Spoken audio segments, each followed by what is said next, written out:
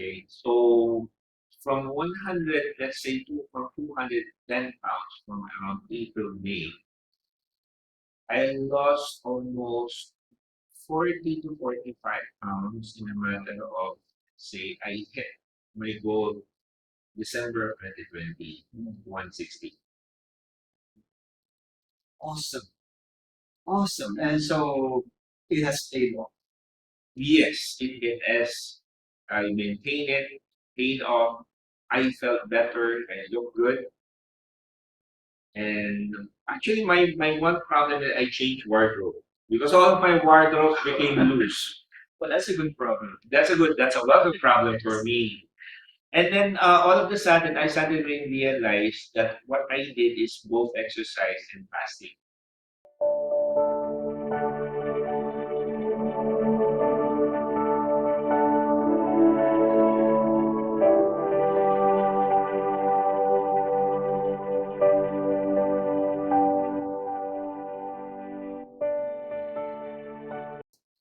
Good day.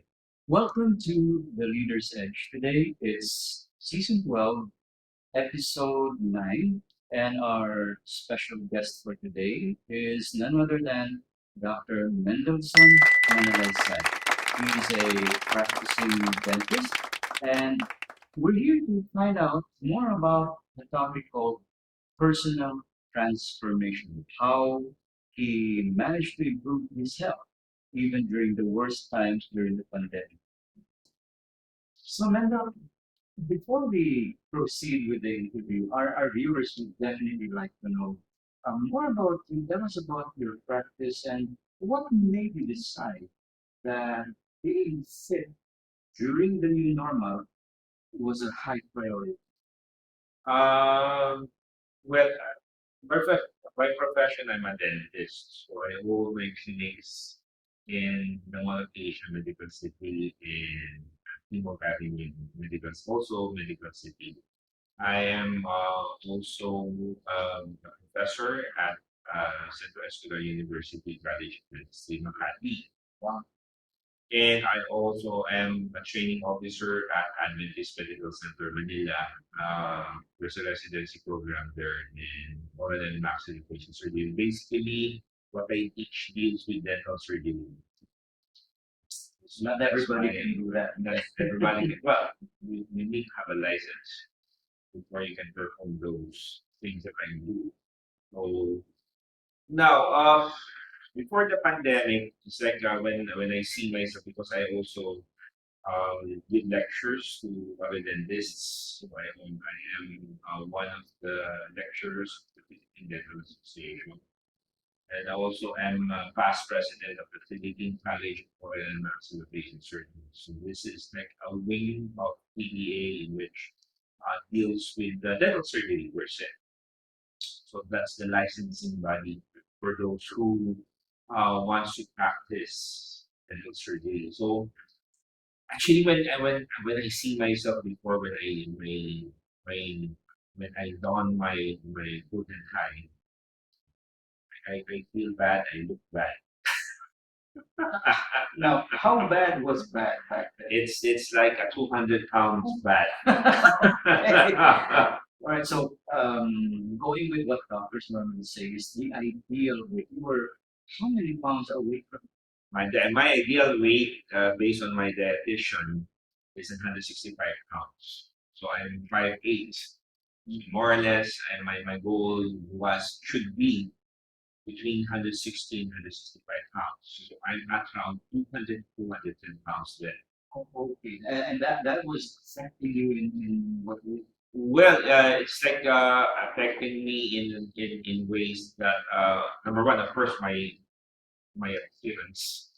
When I look at myself, it's like I have a bulging tummy, and it's not good when I dress. Right. I don't look good. I don't feel good. And then when I drive, it's like my tummy, my belly is like sticking onto the surface of the steering wheel. Yes. And another thing is that when my habits were before the pandemic, it's like eat some good stuff, drink beer, Yeah, it was so binge. I was much of a binge eater actually because my work as a dentist is like it's like very tiring, and then I want to eat at night. I really want to eat at night, and then I want to be with my friends, have dinner with my friends before going home. And it's like taking, and I felt like way back 2018, 2019, it's already taking toll on my body. So when I um, went to my doctor, my cardiologist, internist, that I found out that I have high cholesterol. Okay, first I have a moderate hypertension already, and then already had fatty liver. Wow. Yes, I had fatty liver, my SGPT and SGOT. It's a test for the liver, and the health of the liver. It's like off the charts. So it was wake up call for Actually, like, okay. not yet. Because I love to eat, I really love to eat. Well, That's the one of the joy in life that indeed. it's a, if you can't eat what you want to eat, it's like what's the purpose of living? We wouldn't be Filipinos if we would. Yes, that's part of our culture. Yeah, it is. So right now, so at that time, it's like it didn't sink in. So that way, you have the liver, but then again, the food is there, and in my clinic in Goa, where in my clinic in Quezon City, and I with my friends. And although if you Nina sees me, I go around the village and then doing my usual jogging, 3 to 5 kilometers. But then again, my weight is not going down. Hmm. So, to our viewers, there is such a thing as not exercising hard enough or long enough to the point where endorphins will come up into our bloodstream and suppress the appetite. Because sometimes when we don't exercise long enough or hard enough, what it does is it just makes us hungry, and so we end up gaining more than losing. Correct. Fascinating stories. Yeah, so I was like since 2013, 2014, it's like I was into badminton, and then I started jogging for me to get healthy. But then again, it's one thing when you're going to do your exercise. It's another thing when you're going to be disciplined in what you eat, and what kind of the day you eat. Yeah. Oh, even the time has a Yes, even the time of the day. So it was not a scientific thing for me. When I consulted my dietitian, so she is saying that okay, eat plenty in the morning, moderating in noon at noon time, and then as much as possible don't eat anymore in it. So it was like 2018 that my dietitian is like telling me that I wasn't listening.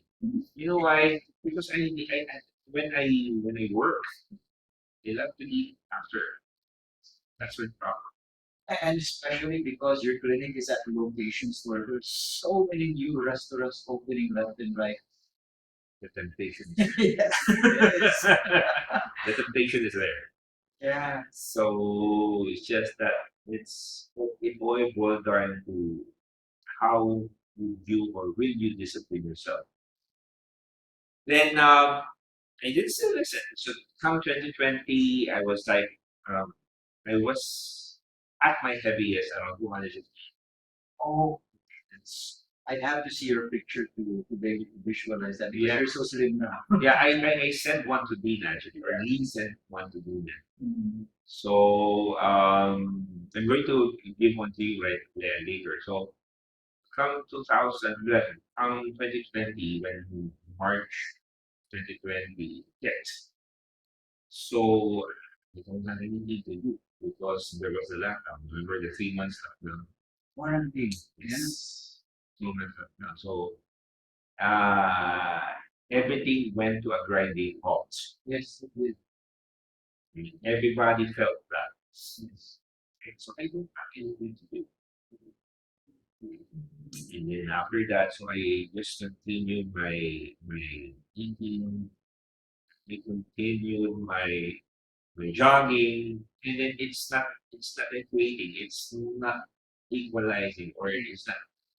I'm eating more, even though I am doing any strenuous activities like exercises, push-ups, or even crunches. And then the thing hit, and when I decided to not eat or discipline myself and doing eating when it's not go outside. You know what? There just to also share to you, my friend Francis Arabio gave to me last 2015, 2014, 2015 at Telethon for a stationary bike. It's outside. Wonderful. It's like I'm not I'm not touching it, I'm just looking at it. I just want to jog. And then come the lockdown hit. When the lockdown hit, and then we can go outside, I have nothing else more to do just to utilize the. And that's when you tried it. And then I tried it. And then I tried it. And then that's the thing that when I research on how should I go on a diet. Okay. That's the only time that it the reminder of my dietitian hit. Okay, so I started first in lessening what I eat during dinner. Eat during dinner. And then from there, at least 45 minutes a day, I started my stationary bike. So YouTube, I searched YouTube on how I'm going to, how I should use a stationary bike. Okay. Okay, there's a science behind that. Mm. And then I asked some friends, so what are the things that you should do and you should not do when you're on a stationary bike? Mm. And then I noticed from 215, I went down 210 Progress. in 2 weeks' time. Not bad. In 2 weeks' time. So it was like, I think it was May, between April or May 2020. Mm. And then after that, I felt better. I'm not saying I felt good, but I felt better. And I see every day, so when I wake up, I do my morning rituals and then weigh myself. It's like half a pound or one, I was 1 pound lighter 1 to 2 days after. So you were monitoring your I was progress. monitoring Then progress. you provided encouragement. Yes. For me, yes. It's like not encouragement and challenge. Mm. That I need to hit the 160 to 165. And the initial outcome of losing 5 pounds in 2 weeks um, helped you to sort of like plot how long it would take you to get there. Yes. Okay. So from 100, let's say from 210 pounds from around April, May, I lost almost 40 to 45 pounds in a matter of, say, I hit my goal December of 2020, 160.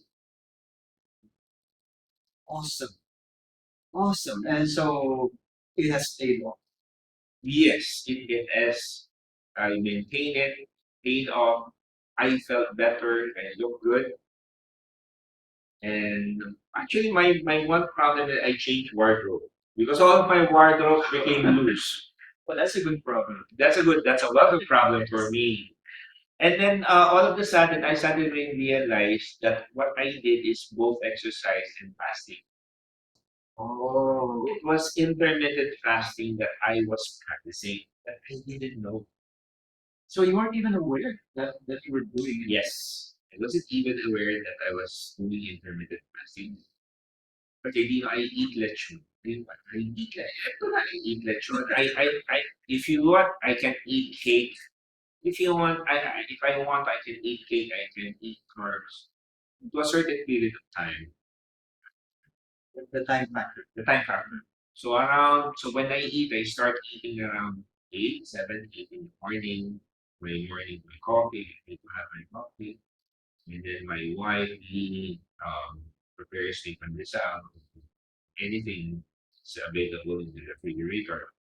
And then, and at no time, I eat anything, Chinese food or whatsoever, whether any momo or anything. And by around 3, 4 o'clock, we don't eat anymore. And so there is a hard stop beyond which no more intake. Yeah, at first it was like I started doing that during the lockdown, around April, May. At first it was hard. And up to now, I still have my cravings. I still have my cravings, but then again, you need to work for it in order for you to achieve your goal. Consistency. Yes, you need to maintain. Although the problem that I see with some of my friends, like when they hit their goal, it's hard for them to maintain. It's one thing for you to reach your goal. Yes. It's another thing for you to maintain it. True. It's another thing for you to maintain it. So right now that I still have my feelings actually. Especially when I work, but then again, the discipline should be there. So the benefits were, first of all, physically healthier. Yes. Then second would be self-esteem. You felt better about yourself. Yes. And the third would be savings in terms of you don't have to buy new oil. Instead, maybe you go to an author shop to tighten up existing one. Actually, I almost disclose 70 to 80% of my work already because when you alter when I ask how much it's the altering the cost of the altering my wardrobe, my dress, or my clothes, it's the same thing. Might as well buy a new one. And so somewhere out there, people benefited from you donating your robe. Yeah. My relatives, some of my friends. And another thing is just that I got good. I really got good. My laboratories, my laboratory, my annual executive checkup Oh yeah. are all normal.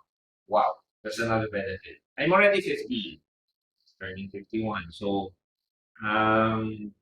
it's just that when you grow old, don't compare ourselves to around 20, 30-year-old individuals. Okay, Their metabolisms will be different. their metabolisms would be different, so you need to adjust. Okay, my goal when I ask my set my dedication nurse, I want to grow old beautiful. Are you now at your ideal shape? Yes, I am now in my ideal. I'm not saying that I have a good body. I'm not saying that. It's just that I am better than before. Take my word for it because I've known Mendel for quite a while. I saw him before the pandemic and I just couldn't believe my eyes when I saw him recently again. It's like, was it exactly? That's how I remember you from before. And I'll include a shot of that during. I'll give you. Yeah. Give this to you. This was 2019. Actually, this is 2020. That is my You know what? mental image of you. And I'm still trying to wrap my mind with how the shrinkage occurred, but now it's very clear to me. And Mendel, just for the benefit of our viewers, let's get some basic facts out of the way. So I'm sure you have questions, right? Number one, no maintenance medicines. No, actually, I have maintenance medicines already because my cardiologist asked me to take maintenance medicine because my father has a history of hypertension and high cholesterol. It's just for me to maintain a good blood pressure and then to maintain the health of the heart. So it's two different things. But then again, I from 5 maintenance medicine, I only am down to only 2. Because your cholesterol is normal, Yes. as well as your blood sugar. Yes. Yes. Those are non-issues anymore. The good thing is, the good thing that you reminded me, before I was already pre-diabetic. My HbA1c is around 7.1, 7.4. So that's high. Yes. That's high. So so right now, good and normal. So from 5 to just 2, Yes. this would be for the anti-hypertensive. Yes. And the other would be For the cholesterol also. Just to just to keep it normal. keep it. So, for our viewers, the second question you're probably asking yourselves is, does Mendel smoke or drink? I can tell you, I've never seen him touch a stick or any cigarettes. There are no ashtrays in his home. As far as I know, he doesn't want a lighter. Okay. So, Mendel treats his body like a temple. He wouldn't want to do anything to ruin it or dirty it. So, as far as I know, I've never seen you drink. I drink occasionally. But only Given the chance that if there is an occasion or whatsoever, sometimes I drink with my daughter and my son.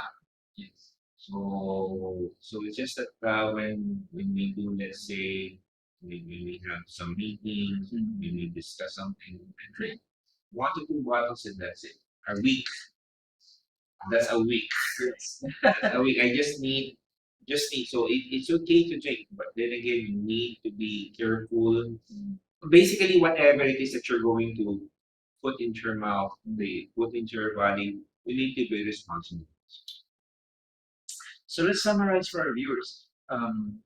First of all, you made a conscious decision that today I will start my program of weight loss and then stick to it.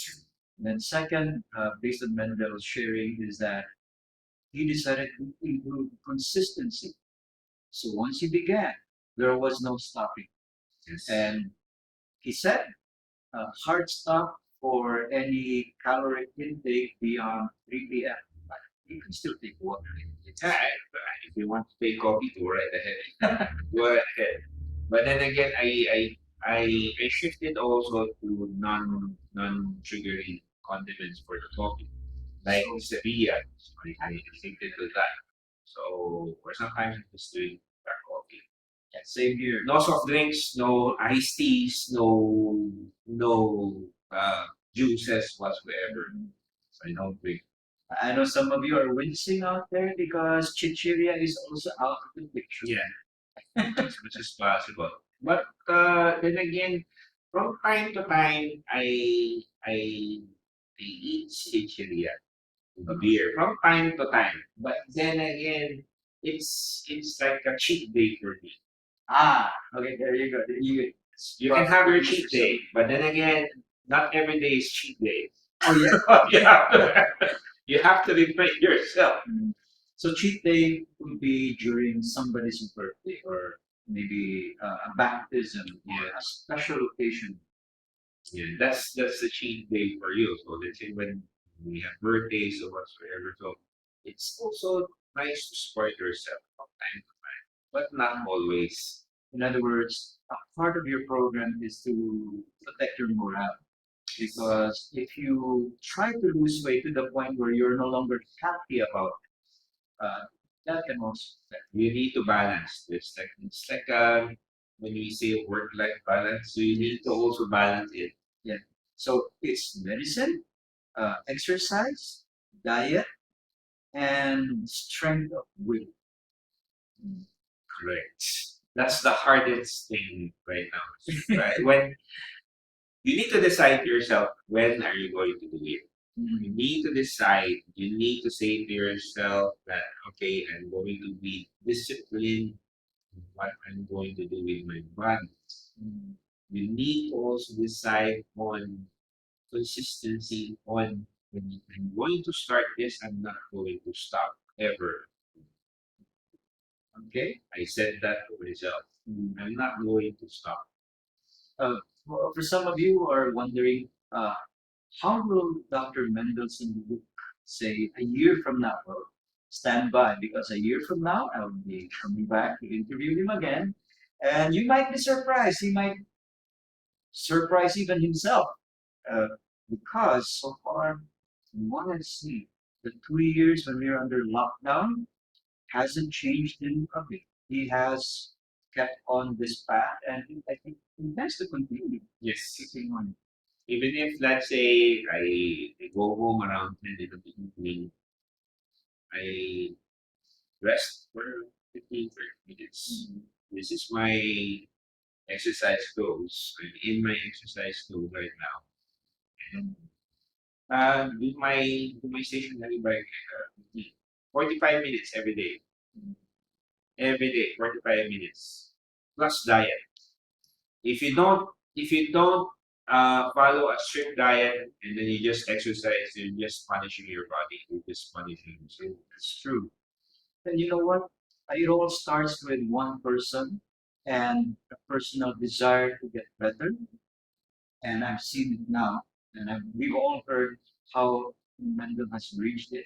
But let me just say for the record, when I interviewed his wife, Lee Manalaysay, formerly of Court, she was also in shape. So I can tell that Mendel here has also inspired Lee to become fit because the two of them don't look their age at all.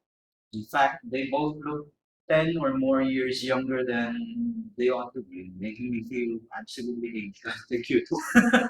So now I'm inspired uh, to try because it doesn't sound like I have to go to some expensive gym or I have to look for like a special diet to follow. It's simply a will and consistency and still being able to enjoy some of the things you like from time to time. It's all in here. Yes, it is. It's all in here. It's all in here. It's all about willpower. Mm, It's all about loving yourself. mm, So when I decided this also, um, it's about asking myself, how do I love myself? To what extent would I love myself? And then I answered to the extreme. So that's the reason why I just want to look good. Basically, I'm not saying that I look good, but I just want to feel good. Just want to look good. I just want to look great. I'm in my 50s right now, so if I want to pass away looking good. yes, That's it. That's it. and then for those of you who are fathers out there, if you think about it, by doing what Mendel is doing, you're also showing that you love your family, that you love your patients, because you want to be able to present the best you. So once more, thank you so much, Dr. Mendel. Thank you, Dino. Thank you very much. Thank you very much. And we will be keeping tabs and wondering how things will look, Yeah. say, a year from now. Yeah. Thank you. Thank you very much. And I hope this our talk can inspire other people, other persons to follow the path that they took. Okay. So to tell you the truth, everyone, I feel great. Fantastic. So, ladies and gentlemen, if you enjoyed today's episode, do click on like, share, and subscribe, and be here when we interview for episode 10 Pastor Larry Pabiona. He is a senior pastor, and he's also a practicing MD, who is the head of Greenhills Christian Fellowship, as he shares his testimony about how he became committed to help others. Despite the fact that he had a thriving ministry, he found the desire to be of service to a bigger audience. And we will be here to hear him talk about ministry during the time of COVID-19. So with that, good day and God bless. Thank you again. God bless. Thank you, Dino.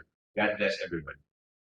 As ever, always remember that learning is a never-ending journey with limitless vistas.